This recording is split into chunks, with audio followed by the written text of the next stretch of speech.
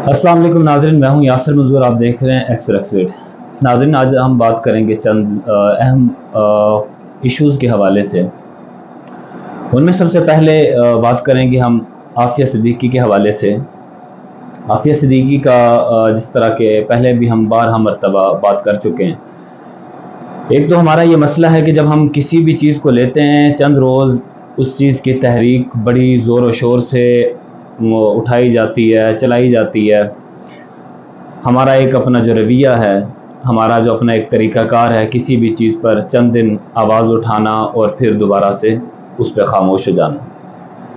लेकिन सेनेटर मुश्ताक साहब ने आज बुध वाले दिन एक पूरी तफसीलन गुफ्तगू इस पे जो अहवाल वो देख के आए थे अमेरिका में आफिया सिद्दीकी के हवाले से, उन पे तफसीली बात की है। सेमिनार एक रखा था।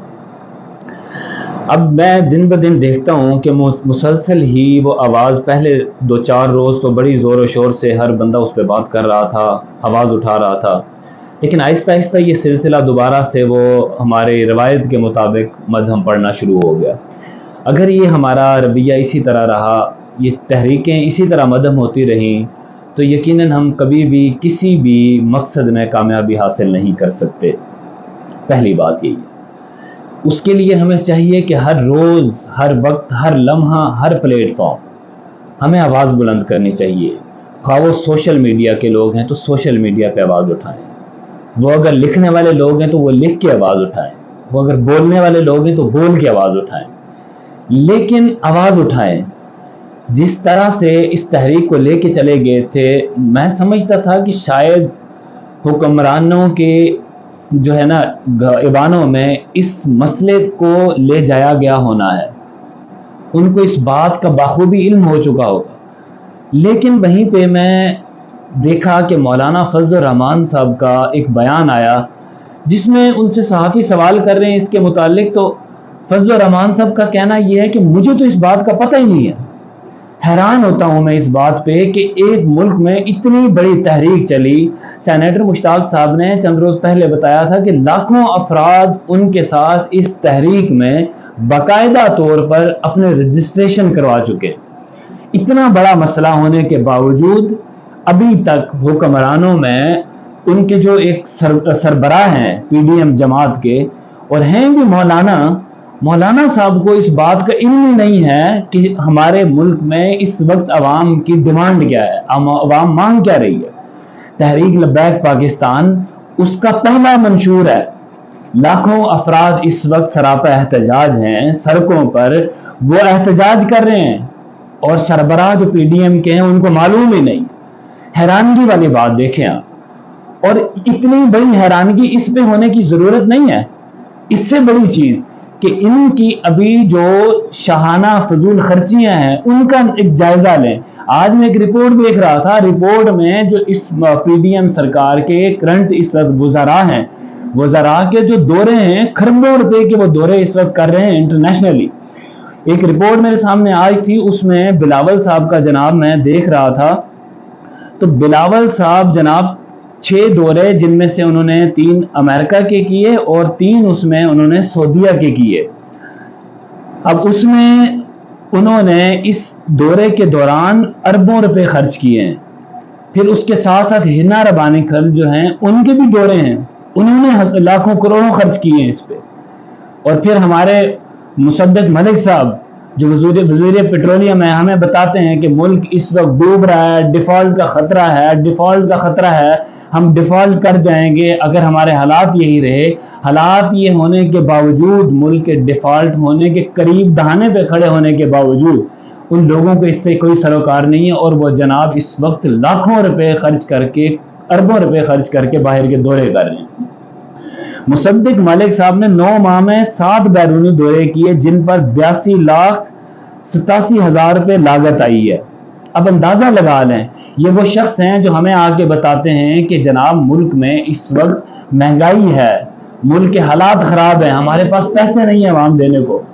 अब ये सारी चीजें हमारे लिए हैं, आपके लिए, मेरे लिए, एक आम आदमी के लिए, इनके लिए नहीं है।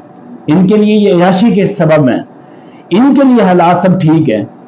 अब इनके लिए सिर्फ और सिर्फ आफिया सिद्दीकी के लिए जो एक इकदामात हैं, उसके लिए اقدامات کے ساتھ ساتھ ان کے پاس شاید فنڈ نہیں ہے جس کی وجہ سے وہ بات نہیں کر رہے. شرم کی بات ہے میں سمجھتا ہوں اس وقت کہ ان لوگوں کے کانوں پہ جوں تک نہیں رینگتی. تحریک لبیک ابھی میں چند دیر پہلے دیکھ رہا تھا کہ وہ نیوز میں پتہ چل رہا تھا کہ اب جیلم کے پاس پولیس کی بھاری نفری بلا لی گئی ہے اس کو روکنے کے لیے. اندازہ لگائیں کہ تحریک لبیک ایک طرف شہباز شریف صاحب وزیر اعظم صاحب فرما رہے تھے کہ ان کے جائز مطالبات مانے جائیں. اب جائز مطالبات کیا تھے؟ عافیہ صدیقی کی رہائی کے لیے اقدامات تھے. اس میں کون سا ناجائز مطالبہ تھا؟ مہنگائی کو کنٹرول کریں یہ تھا. اب مجھے سمجھ نہیں آتی کہ وہ جائز مطالبات کس کو کہتے ہیں. کیا جائز مطالبات یہ ہوتے ہیں کہ جس طرح یہ سرکار کرتی ہے بیٹھ کے لے دے کر لیا کچھ دیا یہ جائز مطالبات ہوتے ہیں؟ کیا اگر کوئی عوام کے ساتھ کھڑا ہوتا ہے تو وہ جائز مطالبات نہیں ہوتے؟ جائز مطالبات اور کیا ہیں؟ عوام کے لیے جب آپ ایک تحریک چلاتے ہیں تحریک کا مطلب یہی ہوتا ہے. اب تحریکیں اسی لیے ہوتی ہیں کہ وہ آ کے عوام کی بھلائی کریں عوام کی خدمت کریں. جب آپ کو عوام کا دکھ درد ہی معلوم نہیں ہے ان کی تکلیف سے ہی آپ آگاہ نہیں ہیں آپ کو پتہ ہی نہیں ہے ملک کے اس وقت جو باشندے ہیں لوگ ہیں وہ چاہتے کیا ہیں آپ کیسے ان کا حل نکالیں گے؟ آپ کو اندازہ ہونا چاہیے کہ آپ کی ریاست کی عوام جو ہے وہ اس وقت یہ مطالبہ کر رہی ہے جناب کہ قوم کی بیٹی کو واپس لایا جائے.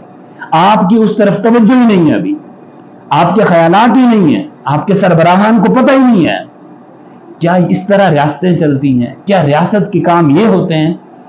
اگر تو آپ نے ذمہ دارانہ طریقے سے ان چیزوں کو نہیں لیا تو یہ حالات اس طرح نہیں رہنے. اب اس وقت جو حالات آپ پی ایل پی کے ساتھ اگر کر رہے ہیں تو راستے میں کیا ان کو جا بجا تنگ کرنے کے بعد پھر آپ نے دوبارہ سے یہ بتانا ہے کہ دیکھیں جناب یہ ہو گیا ملک میں افراتفری پھیل گئی. تو افراتفری پھیلانے سے بہتر ہے کہ آپ ان لوگوں کے ساتھ بیٹھیں بات چیت کریں مسائل کا حل نکالیں جو ان کے مطالبات ہیں ان کو مطالبات مانیں تاکہ ملک میں انارکی نہ پھیلے آپ کو دوبارہ سے طاقت استعمال کرنے کا موقع نہ ملے. کیا ریاست کے پاس جو اختیارات ہوتے ہیں آپ کے پاس جو طاقت ہوتی ہے وہ اپنی عوام کے لیے استعمال کرنے کے لیے ہوتی ہے؟ اگر یہی ہے تو ایک دفعہ ڈکلیئر کر دیں آپ کہ ہاں بھائی ایسا ہی ہے چلیں پھر چلیں گے سارے ایسے ہی. غلامی ہم پہلے بھی تو کر رہے ہیں اور کر لیں گے پھر آواز اٹھانا بھی چھوڑ دیں گے اور اس کے علاوہ کیا ہو سکتا ہے. تو ناظرین دیکھتے رہیے گا انشاءاللہ باقی معلومات ہم آپ کو گائے بگائے عافیہ صدیقی والا مسئلہ اور تحریک لبیک اسلام آباد پہنچنے تک اور اس کے بعد مذاکرات مکمل ہونے تک تمام ڈیٹیل ہم آپ کو اپڈیٹ کرتے رہیں گے. تب تک کے لیے اللہ حافظ.